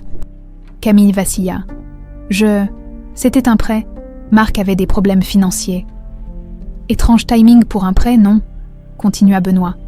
Et que dites-vous de ce second virement ? 20 000 € à Claude Perrin, infirmier à Bourg-en-Bresse. 3 semaines après l'accident. Il fit défiler des documents sur l'écran. J'ai rencontré Monsieur Perrin. Il a tout avoué. Comment vous l'avez payé pour faire disparaître une fillette amnésique ? Comment il l'a emmenée dans un orphelinat à Grenoble et a détruit tous les documents qui auraient pu permettre de l'identifier ? Adrien tenta de se diriger vers la porte. Mais les 2 hommes en civil lui bloquèrent le passage. L'un d'eux sortit une carte tricolore. Lieutenant Rousseau, police judiciaire. Personne ne bouge. Camille se tourna vers Gérard, les yeux fous. Tu ne comprends pas ? Cette gamine n'était pas la mienne. Tu l'aimais plus que moi. Tout ce que tu faisais, c'était pour elle. Je n'existais pas. Donc tu as décidé de la tuer, rugit Gérard. On a fait ce qu'il fallait pour protéger ce qui nous appartenait. Le « nous » résonna comme une condamnation. Adrien se prit la tête entre les mains. Ta gueule, Camille. Ferme ta gueule. Mais c'était trop tard. Les mots étaient sortis. L'aveu était fait. Camille sembla réaliser ce qu'elle venait de dire. Elle regarda autour d'elle, paniquée, cherchant une échappatoire. Mais il n'y en avait pas. Madame Morel, Monsieur Beaumont, dit le lieutenant Rousseau en s'avançant. Vous êtes en état d'arrestation pour tentative d'homicide sur mineur, enlèvement, séquestration et corruption de fonctionnaires. Il sortit 2 paires de menottes. Vous avez le droit de garder le silence. Tout ce que vous direz pourra être retenu contre vous. Adrien tenta une dernière fois de fuir, bousculant un policier, mais il fut rapidement maîtrisé et plaqué au sol. Camille, elle, ne bougea pas. Elle fixait Noémie avec une haine si pure, si intense, que la jeune femme recula instinctivement. « Tu aurais dû mourir dans cet accident », siffla Camille. « Tu aurais dû rester dans cet orphelinat, disparu, oublié. » Gérard s'interposa entre sa femme et sa fille. « C'est fini, Camille. Tu as perdu. » Les policiers passèrent les menottes. Camille se débattit soudain, hystérique. « Tout ça, c'est ta faute. C'est toi qui l'aimais trop. C'est toi qui ne voyais qu'elle. Je n'étais rien pour toi. Rien. »« Tu as raison, » dit Gérard d'une voix glaciale. « Tu n'étais rien, et maintenant, tu n'es même plus ça. » Les policiers les emmenèrent. Camille criait encore. Adrien restait mutique, le regard vide, quand la porte se referma sur eux. Le silence retomba. Pierre et Laurent, encore sous le choc, s'approchèrent de Gérard. « Mon Dieu, Gérard !» murmura Pierre. « Ta fille, après tout ce temps. Si tu as besoin de quoi que ce soit, » ajouta Laurent. « Tu sais que tu peux compter sur nous. » Gérard hocha la tête, incapable de parler, puis il se tourna vers Noémie. Elle se tenait là, tremblante, les larmes coulant silencieusement sur ses joues, tant d'émotions, tant de douleur, tant de soulagement aussi. Gérard ouvrit ses bras. Noémie s'y précipita. « C'est fini, ma princesse. C'est vraiment fini maintenant. J'ai eu tellement peur, sanglota-t-elle, tellement peur qu'ils gagnent encore. Jamais, plus jamais personne ne te fera de mal, je te le promets. Ils restèrent enlacés longtemps, très longtemps, le père et la fille. Enfin réunis, enfin en sécurité. La justice était faite, la vérité avait triomphé, et l'amour, contre toute attente, avait survécu à 17 ans de séparation. Les sirènes de police s'éloignèrent dans la nuit lyonnaise, emportant avec elles Camille et Adrien vers le commissariat central, dans le grand salon de la villa d'Écully. Le silence était encore lourd de toutes les révélations qui venaient d'exploser comme des bombes. Benoît Mercier rangea ses documents dans sa mallette, satisfait du travail accompli. Le lieutenant Rousseau resta quelques minutes de plus pour prendre les dépositions officielles de Gérard et Noémie. « Nous aurons besoin de vous pour les interrogatoires dans les jours qui viennent », expliqua-t-il en refermant son carnet. Le procureur va ouvrir une instruction pour tentative d'homicide aggravé, enlèvement et séquestration de mineurs, corruption et probablement d'autres chefs d'accusation. Il regarda Noémie avec compassion. « Je sais que ce sera difficile, mademoiselle, mais votre témoignage sera essentiel pour les faire condamner. » Noémie hocha la tête, la gorge serrée. « Je le ferai. Ils doivent payer pour ce qu'ils ont fait. Ils paieront, » assura Rousseau. Avec les preuves que M. Mercier a rassemblées et les aveux partiels de Mme Morel, il risque 20 ans de prison. Minimum. Quand tout le monde fut parti, Gérard et Noémie se retrouvèrent seuls dans cette immense maison qui semblait soudain étrangère, presque hostile. Trop de mensonges s'étaient accumulés entre ces murs, trop de fausses apparences. « On ne peut pas rester ici ce soir », dit Gérard en regardant autour de lui avec dégoût. « Pas dans cette maison où elle a vécu pendant 17 ans, en sachant que tu étais vivante. Où on va aller? À l'hôtel, demain, on cherchera autre chose. Un nouveau départ, pour nous deux. » Ils passèrent la nuit au Grand Hôtel Dieu, dans une suite avec vue sur le Rhône. Noémie ne put pas vraiment dormir. Chaque fois qu'elle fermait les yeux, elle revoyait le visage déformé par la haine de Camille. Ces mots venimeux, « Tu aurais dû mourir ». Vers 3 heures du matin, elle se leva et sortit sur le balcon. Lyon scintillait sous elle, paisible et indifférente au drame qui venait de se jouer. Gérard la rejoignit quelques minutes plus tard, 2 tasses de thé fumant à la main. « Tu n'arrives pas à dormir non plus. » Elle secoua la tête. « Je n'arrête pas de penser à toutes ces années, à tout ce temps perdu. Si elle n'avait pas fait ça, j'aurais grandi avec toi. J'aurais eu une vraie famille, une vraie vie. » Gérard posa sa tasse et prit les mains de sa fille dans les siennes. « Je sais, et je porterai cette culpabilité toute ma vie. J'aurais dû voir qui elle était vraiment. J'aurais dû protéger mieux. Ce n'est pas ta faute. Si, en partie si. J'ai épousé Camille trop vite après la mort de ta mère. J'étais perdue, désespérée. Je cherchais quelqu'un pour t'aider à grandir. Mais je n'ai jamais vraiment aimé Camille. Et elle le savait. Elle le sentait chaque jour. » Il soupira profondément. « Ça ne justifie pas ce qu'elle a fait. Rien ne pourrait justifier ça. Mais je comprends maintenant d'où venait sa haine. Elle était jalouse de toi, d'une enfant de 5 ans. C'est monstrueux. » Noémie serra les mains de son père. « Maintenant, on va reconstruire. Ensemble. C'est tout ce qui compte. » Ils restèrent ainsi sur le balcon jusqu'à ce que le soleil se lève sur Lyon, chassant lentement les ombres de la nuit. Les jours suivants furent un tourbillon. L'affaire fit la une de tous les journaux de la région. L'héritière Morel retrouvée vivante après 17 ans. Tentative de meurtre au sein d'une des plus grandes fortunes de Lyon. Un pendentif révèle un crime vieux de 17 ans. Les journalistes campèrent devant le commissariat, devant l'hôtel, partout où Gérard et Noémie pouvaient être. Gérard embaucha rapidement un service de sécurité et fit une déclaration officielle demandant le respect de leur vie privée. Le procureur, Maître Fontaine, convoqua Noémie pour un interrogatoire approfondi. Elle raconta tout, l'accident dont elle se souvenait maintenant avec clarté, le réveil à l'hôpital, les années d'errance dans les foyers, la solitude, le manque. Vous comprenez, mademoiselle Morel, que votre témoignage sera déterminant pour la condamnation des accusés. Je comprends, et je suis prête. Maître Fontaine la regarda avec respect. Vous êtes courageuse. Après tout ce que vous avez traversé, beaucoup se seraient effondrés. Je me suis effondrée plusieurs fois, avoua Noémie, mais j'ai toujours continué, parce que je savais, au fond de moi, que je cherchais quelque chose. Quelqu'un? Et maintenant je l'ai trouvé? Camille et Adrien furent placés en détention provisoire. Leurs avocats tentèrent de plaider la libération sous caution, mais le juge refusa, estimant qu'ils présentaient un risque de fuite et potentiellement un danger pour Noémie. Claude Perrin, l'infirmier corrompu, fut également arrêté à Marseille. Confronté aux preuves, il passa aux aveux complets et accepta de témoigner contre Camille en échange d'une réduction de peine. Marc Blanchard, le chauffeur, était mort dans l'accident qu'il avait provoqué.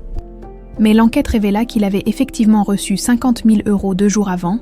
Son compte bancaire ne laissait aucun doute. 1 mois après les arrestations, le procureur annonça officiellement la mise en accusation.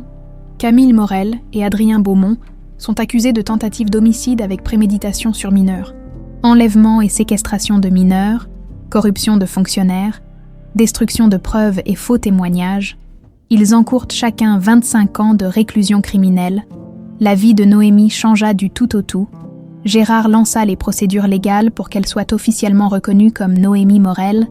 Ses empreintes digitales et son ADN furent versés au dossier. L'acte de décès symbolique établi 17 ans plus tôt fut annulé. Mademoiselle Morel, annonça le juge du tribunal de grande instance de Lyon, vous êtes officiellement reconnue comme Noémie Gérard Morel. Née le 15 avril 2003, fille de Gérard Morel et de feu Isabelle Morel, tous vos droits sont rétablis. Noémie serra le document dans ses mains tremblantes. Un papier, un simple morceau de papier qui lui redonnait son nom, son identité, sa place dans le monde. Gérard l'attendait à la sortie du tribunal, quand elle émergea, brandissant le document avec un sourire radieux. Il l'attrapa dans ses bras et la fit tournoyer comme il le faisait quand elle avait 5 ans. « Ma fille, ma Noémie !» Les photographes immortalisèrent ce moment. Le lendemain, la photo ferait la une, un père et sa fille réunis après 17 ans, riant aux éclats devant le tribunal. Gérard entreprit aussi de profondes réformes dans ses entreprises. La trahison de Camille l'avait ébranlé, mais elle lui avait aussi ouvert les yeux. Il avait bâti un empire, mais au prix de son humanité, il rencontra ses employés, s'intéressa à leurs conditions de travail, augmenta les salaires, créa un fonds de soutien pour les familles en difficulté. « Mon père change », confia Noémie à Benoît lors d'un café. « Il redevient l'homme qu'il était avant de me perdre, peut-être même meilleur. Et vous, comment vous sentez-vous » Noémie réfléchit longtemps avant de répondre. « Je me sens complète, pour la première fois de ma vie.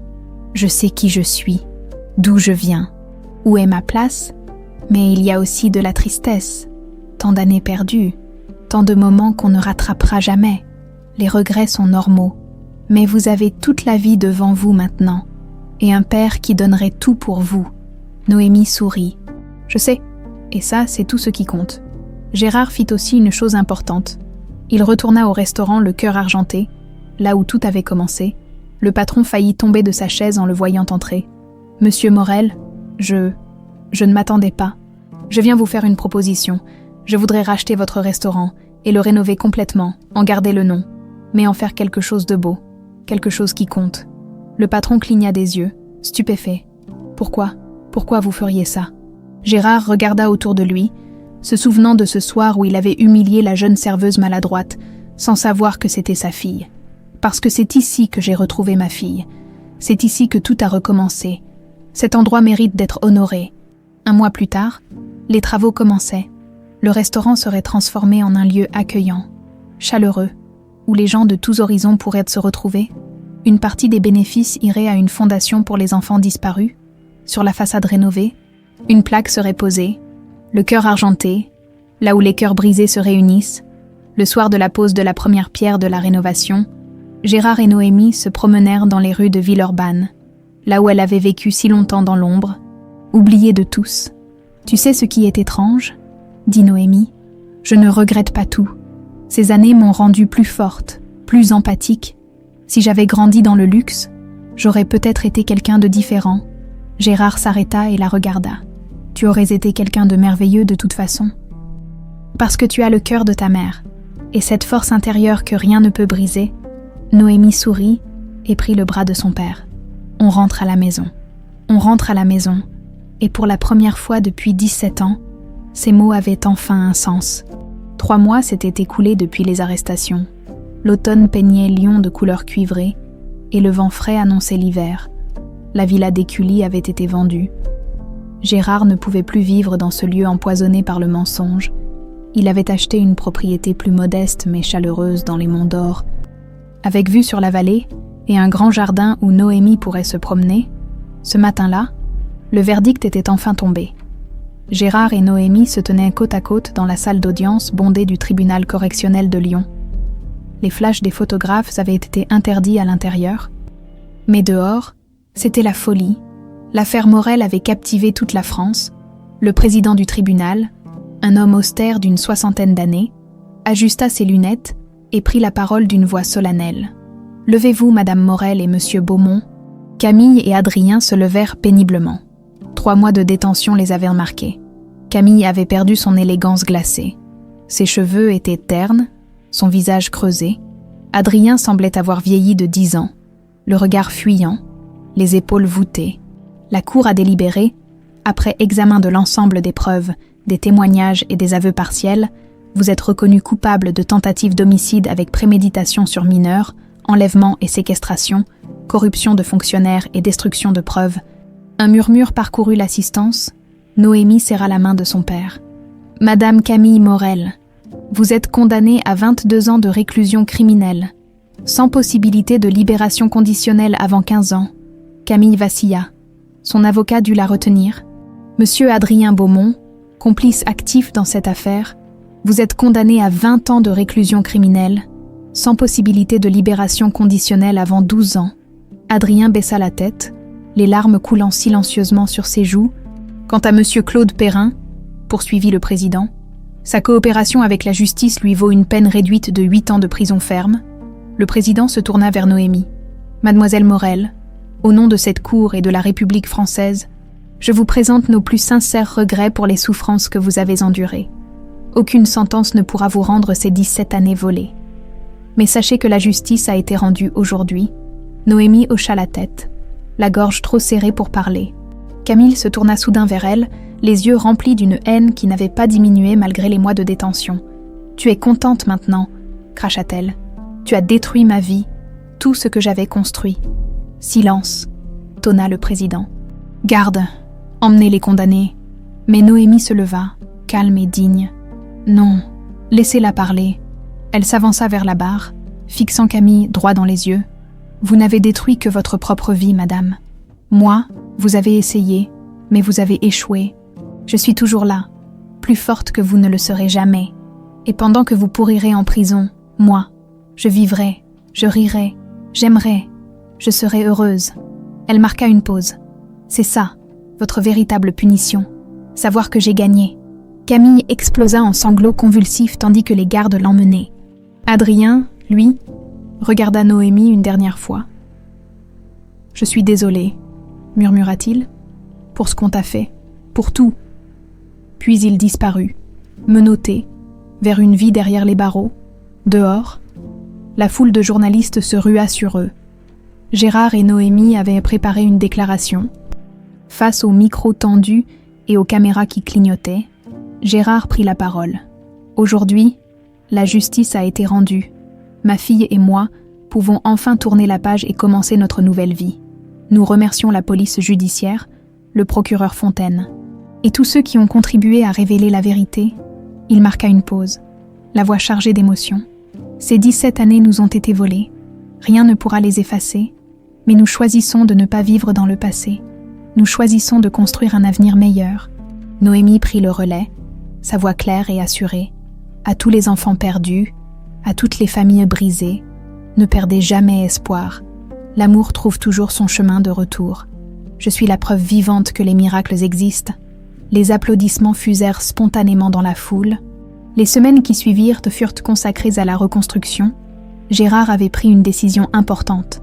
Réorganiser complètement son empire commercial. « Je veux que nos entreprises reflètent nos valeurs », expliqua-t-il à Noémie lors d'un dîner dans leur nouvelle maison. L'éthique, la compassion, le respect. Il avait créé un comité d'employés pour améliorer les conditions de travail, augmenter les salaires de 20%, investi dans des projets écologiques et sociaux. Les journaux économiques criaient au scandale. « Gérard Morel devient-il un philanthrope illuminé ?»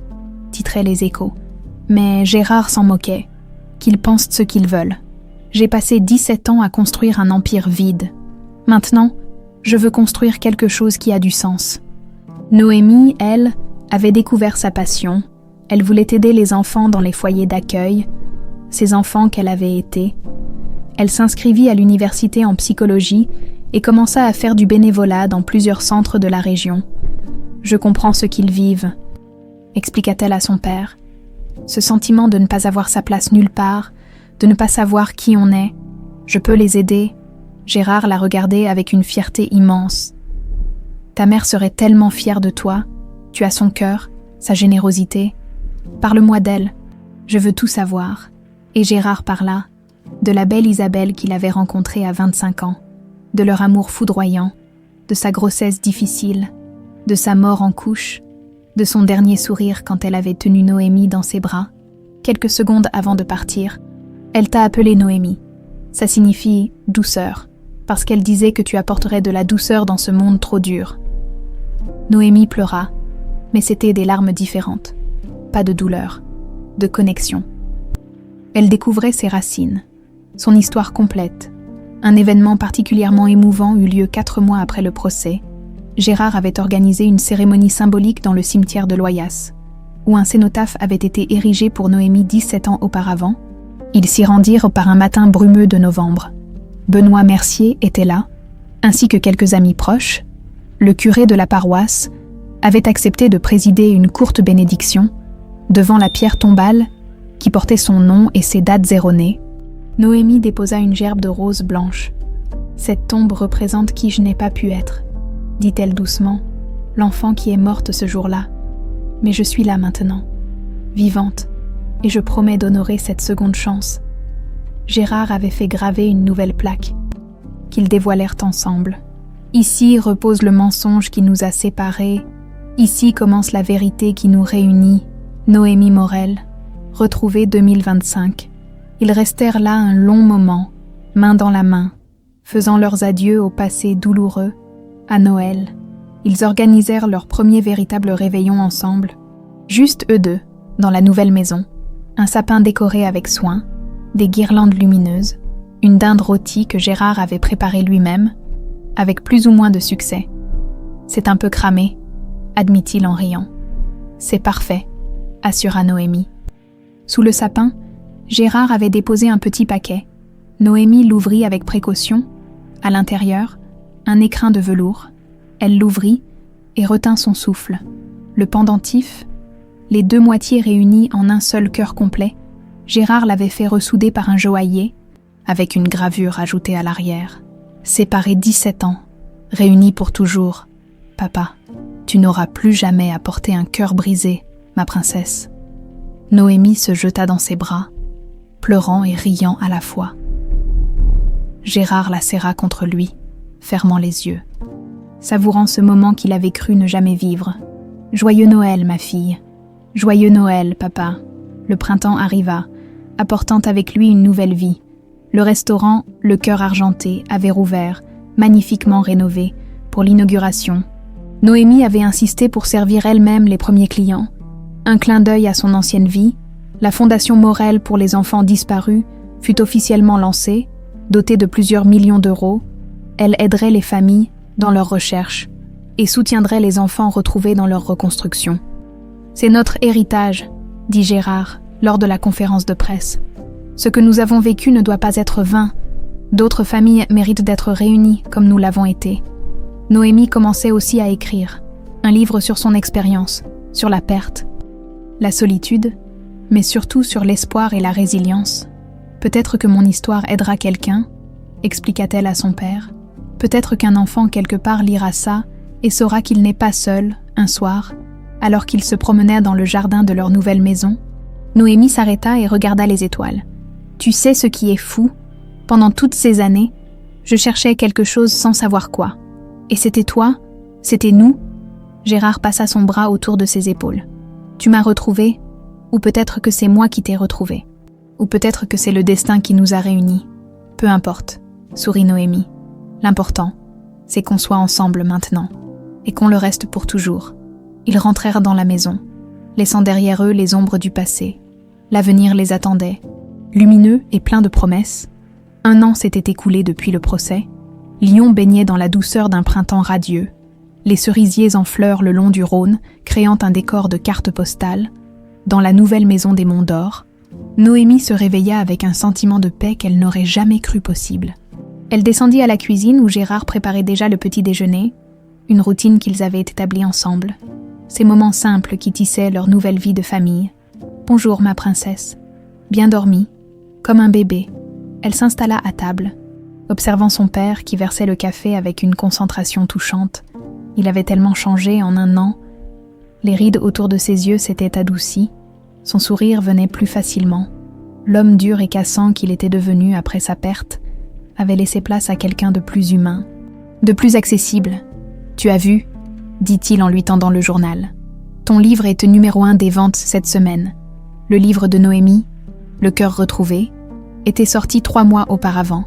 Un récit brut et honnête de ses 17 années d'errance, de sa quête d'identité et finalement de ses retrouvailles miraculeuses avec son père.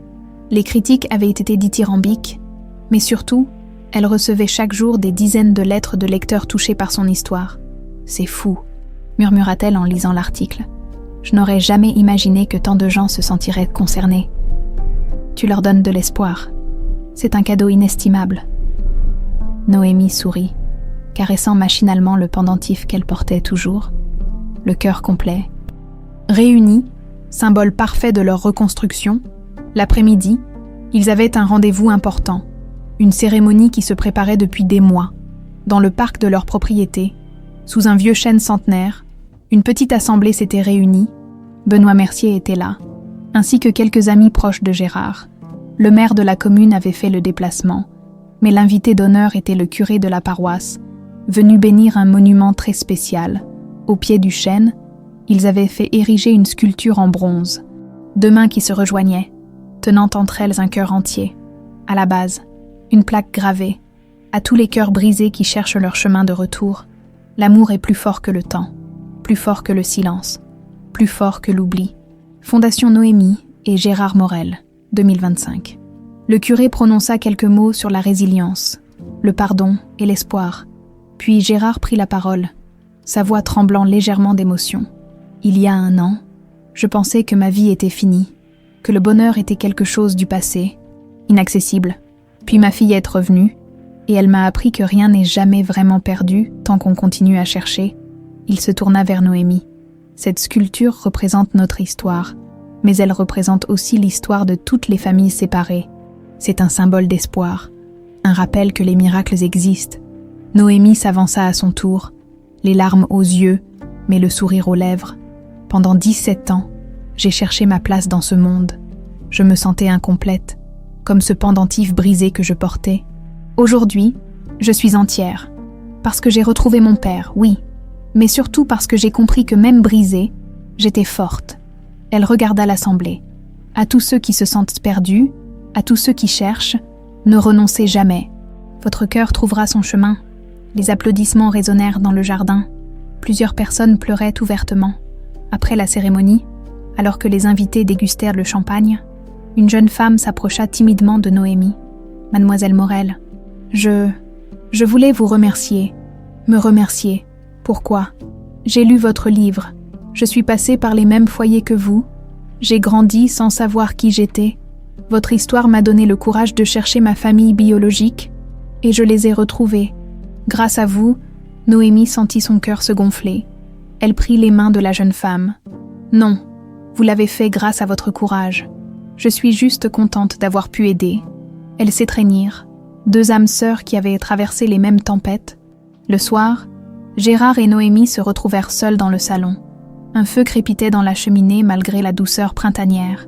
Ils aimaient cette atmosphère cosy. « Papa, » dit Noémie après un long silence, « il y a quelque chose dont je veux te parler. » Gérard leva les yeux de son livre, attentif. « J'ai rencontré quelqu'un ?» Un sourire apparut sur le visage de Gérard. « Ah oui, raconte-moi. Il s'appelle Thomas. Il travaille pour la fondation. Il aide les familles dans leurs recherches. C'est quelqu'un de bien. » De patient, de doux, elle hésita. Au début, j'avais peur. Peur de m'attacher. Peur d'être à nouveau abandonnée. Mais Thomas, il est différent. Il comprend mon histoire. Il ne me voit pas comme une victime, mais comme une survivante. Gérard posa son livre et vint s'asseoir à côté de sa fille. « Tu as le droit d'être heureuse, Noémie. Tu as le droit d'aimer et d'être aimée. C'est même ce que je souhaite le plus au monde pour toi. Tu ne penses pas que c'est trop tôt, qu'il faut que je me reconstruise d'abord complètement? Ma chérie, on n'attend jamais d'être complètement reconstruit pour vivre.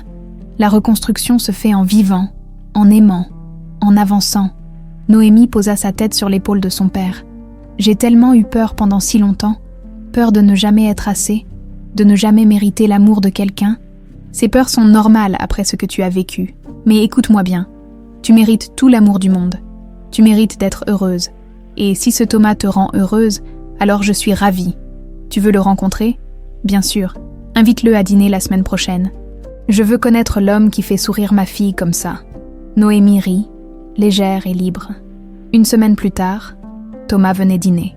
C'était un jeune homme de 30 ans, ingénieur informatique, au regard doux et au sourire sincère. Gérard l'observa attentivement pendant le repas, notant la façon dont il écoutait Noémie, dont il la regardait avec admiration, mais pas avec pitié. « Alors Thomas, vous travaillez pour la Fondation depuis combien de temps ? » « 6 mois, monsieur Morel. Je développe la base de données qui permet de croiser les informations sur les enfants disparus. Quand j'ai entendu l'histoire de Noémie, j'ai su que je voulais contribuer à ce que d'autres familles se retrouvent. Appelez-moi Gérard, s'il vous plaît. Et comment vous êtes-vous rencontrés, tous les deux ? » Noémie et Thomas échangèrent un regard complice. « Non, j'étais venue visiter les bureaux de la Fondation, » expliqua Noémie. « Thomas m'a fait une démonstration du système. On a parlé pendant des heures. De technologie, de reconstruction, de vie. Et puis, ça s'est fait naturellement. » Thomas prit la main de Noémie sur la table. « Elle est extraordinaire, monsieur. Gérard, sa force, sa résilience, son cœur. Je n'ai jamais rencontré quelqu'un comme elle. » Gérard sourit, satisfait. Cet homme était sincère. Ça se voyait dans ses yeux, dans ses gestes. Prenez soin d'elle. C'est tout ce que je demande. Je vous le promets. Les mois continuèrent de filer, tissant progressivement une vie normale. Noémie poursuivait ses études en psychologie, tout en donnant des conférences sur la résilience. La fondation grandissait, aidant déjà une dizaine de familles à se retrouver. Gérard, lui, avait complètement transformé ses entreprises. Les employés le respectaient maintenant non par peur, mais par admiration. Il avait appris que le leadership véritable venait de la compassion, pas de l'autorité. Un après-midi, ils se rendirent ensemble au cimetière de Loyasse, devant l'ancien cénotaphe de Noémie, maintenant transformé en mémorial pour toutes les familles séparées. Ils déposèrent des fleurs fraîches. « Tu sais ce qui me frappe le plus, » dit Noémie, « c'est que toute cette douleur, toute cette séparation a finalement créé quelque chose de beau. La fondation, mon livre, les gens qu'on aide, le sens dans la souffrance, » murmura Gérard. « C'est peut-être ça, la vraie rédemption. Tu crois que maman serait fière ?» Gérard regarda le ciel, comme s'il pouvait y voir le visage d'Isabelle. « J'en suis certain. Tu es exactement la femme qu'elle aurait voulu que tu deviennes. Forte, généreuse, pleine d'amour. » Noémie serra la main de son père. « Tu m'as pardonné, n'est-ce pas, d'être partie, d'avoir disparu ?» Gérard se tourna vers elle, surpris. « Te pardonner, ma chérie. Tu n'as rien fait de mal. C'est moi qui dois me faire pardonner de ne pas t'avoir protégée mieux. Alors, on se pardonne mutuellement, pour tout ce qui s'est passé, pour tout ce qu'on a perdu, et on se promet de ne plus perdre un seul jour. » Ils s'enlacèrent au là, devant le mémorial, 2 survivants qui avaient appris que l'amour était plus fort que tout, plus fort que la haine, plus fort que le temps, plus fort que le destin lui-même. Les cicatrices resteraient toujours, mais elles avaient appris à vivre avec, à les transformer en force plutôt qu'en faiblesse. Ils étaient guéris, pas complètement, peut-être jamais complètement, mais suffisamment pour être heureux. Et c'était tout ce qui comptait. 2 ans après les retrouvailles, l'été déployait ses couleurs chaudes sur la campagne lyonnaise, dans les champs dorés qui entouraient l'ancienne propriété familiale des Morel, celle que Gérard avait rachetée et restaurée avec amour. 2 silhouettes marchaient lentement. Main dans la main, Gérard et Noémie avançaient entre les épis de blé qui ondulaient sous la brise tiède. C'était ici, dans cette propriété abandonnée pendant des décennies, que Noémie avait joué enfant. Ici qu'elle avait couru après les papillons, Ici que sa mère Isabelle l'avait bercé dans ses bras quelques heures avant de mourir, les travaux de rénovation avaient duré 1 an. Aujourd'hui, la maison blanche aux volets bleus brillait sous le soleil. Exactement comme dans les souvenirs fragmentés de Noémie, le jardin de roses qu'Isabelle avait planté avait été ressuscité. Même Toby, le vieux Golden Retriever, avait un successeur, un jeune chien que Noémie avait baptisé Toby II en hommage. « Tu te souviens ?» demanda Gérard en montrant un grand chêne au bout du champ. « C'est là que tu as construit ta cabane avec ton grand-père. Tu avais 4 ans. Tu disais que c'était ton château secret. » Noémie sourit, les larmes aux yeux. « Je me souviens. Pas clairement, mais... oui, comme une impression de déjà-vu. Comme si mon corps se souvenait même si mon esprit avait oublié. » Ils s'assirent sur le petit muret de pierre qui bordait le champ, regardant le soleil commencer sa descente vers l'horizon.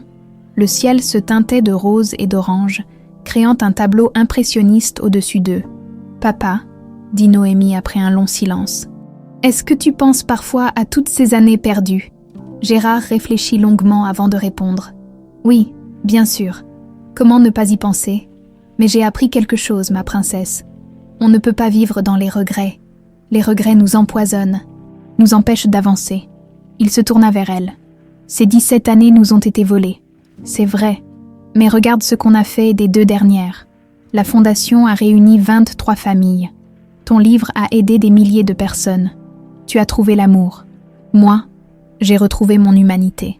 Tu crois que je vais oublier un jour toute cette douleur ?» Gérard prit les mains de sa fille dans les siennes, les serrant doucement. « Il ne s'agit pas d'oublier, ma fille. Il s'agit d'apprendre que l'amour finit toujours par retrouver son chemin. Et toi, tu en es la preuve vivante ?» Noémie posa sa tête sur l'épaule de son père, sentant la paix l'envahir. 2 ans auparavant, elle était une jeune femme perdue, sans nom, sans famille, sans espoir. Aujourd'hui, elle était Noémie Morel. Elle avait un père qui l'adorait, un homme qui l'aimait, une mission qui donnait du sens à sa vie. Le passé ne faisait plus mal. Il était devenu une partie d'elle, intégré, accepté, transformé en force. « Regarde !» dit Gérard en pointant vers la maison. Thomas venait de sortir sur la terrasse. Leur faisant signe, à côté de lui, Benoît Mercier et quelques amis étaient arrivés pour le dîner qu'ils avaient organisé, une célébration simple mais joyeuse pour fêter l'achèvement de la restauration. « Tu es prête ?» demanda Gérard.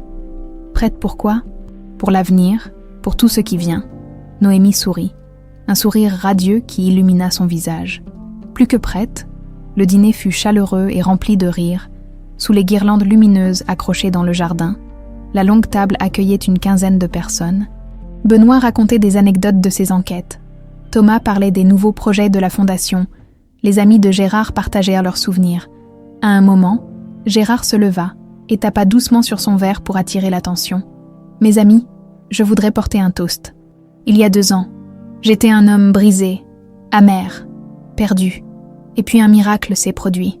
Ma fille est revenue. » Il regarda Noémie avec une tendresse infinie. « Noémie, tu as transformé ma vie. Tu m'as rappelé ce qui compte vraiment. Pas l'argent, pas le pouvoir. Mais l'amour, la famille, la connexion humaine. » Il marqua une pause. « Et aujourd'hui, je veux annoncer quelque chose d'important. J'ai décidé de prendre ma retraite, de passer les rênes de mes entreprises à mon conseil d'administration, parce que j'ai déjà perdu 17 ans avec ma fille. Je ne perdrai pas un jour de plus. » Les applaudissements explosèrent. Noémie se leva et embrassa son père. « Tu es sûre ?» murmura-t-elle. « Absolument. À partir de maintenant, je me consacre à ce qui compte vraiment. Toi, la Fondation, cette maison, cette vie. » Thomas se leva à son tour, un peu nerveux, puisqu'on fait des annonces importantes. Il prit la main de Noémie et, sous le regard attendri de tous, mit un genou à terre. « Noémie, depuis le jour où je t'ai rencontrée, ma vie a changé. Tu m'as appris ce qu'était le courage véritable. Tu m'as montré que même les cœurs brisés peuvent se reconstruire. Je veux passer le reste de ma vie à tes côtés. Veux-tu m'épouser ?» Il sortit un écrin contenant une bague simple mais élégante. Noémie porta les mains à sa bouche, les larmes coulant librement. « Oui, oui, 1000 fois oui. » Thomas passa la bague à son doigt et l'embrassa, tandis que tous les invités applaudissaient et criaient de joie. Gérard essuya discrètement ses larmes, le cœur gonflé de bonheur. Sa fille allait se marier. Sa fille allait être heureuse. C'était tout ce qu'il avait toujours voulu. Plus tard dans la soirée, alors que les invités dansaient sur la musique douce qui flottait dans le jardin, Gérard et Noémie se retrouvèrent à nouveau seuls, assis sur les marches de la terrasse. « Tu sais ce qui est drôle ?» dit Noémie. « Il y a 2 ans, je pensais que ma vie était finie avant même d'avoir vraiment commencé. Et maintenant, elle commence vraiment. » Noémie toucha son pendentif, le cœur complet qu'elle portait toujours. Ce pendentif m'a sauvée, en quelque sorte. C'était le fil qui me reliait à toi, à mon passé, à la vérité. C'est l'amour qui t'a sauvée, corrigea Gérard. Le pendentif n'était qu'un symbole, mais l'amour entre un père et sa fille, ça, rien ne peut le briser. Ni le temps, ni la distance, ni même la mort. Ils restèrent ainsi dans un silence confortable, regardant les étoiles apparaître une à une dans le ciel qui s'assombrissait. « Papa », dit finalement Noémie, « merci pour ne jamais avoir abandonné, même quand tu ne savais pas que je cherchais. Merci à toi pour être revenu, pour m'avoir donné une seconde chance d'être le père que tu mérites. » Thomas les rejoignit, s'asseyant à côté de Noémie. « On vous dérange ?»« Jamais, » sourit Gérard. « Tu fais partie de la famille maintenant. » Le mot résonna dans le cœur de Noémie. Famille, elle en avait une maintenant. Une vraie, pas parfaite, mais réelle, aimante, présente. 1 an plus tard, épilogue, le grand auditorium de Lyon était bondé. Sur l'estrade, Noémie et Gérard inauguraient officiellement le nouveau siège de la Fondation Morel pour les enfants disparus. Un bâtiment moderne et accueillant où des familles brisées pourraient retrouver aide, soutien et espoir.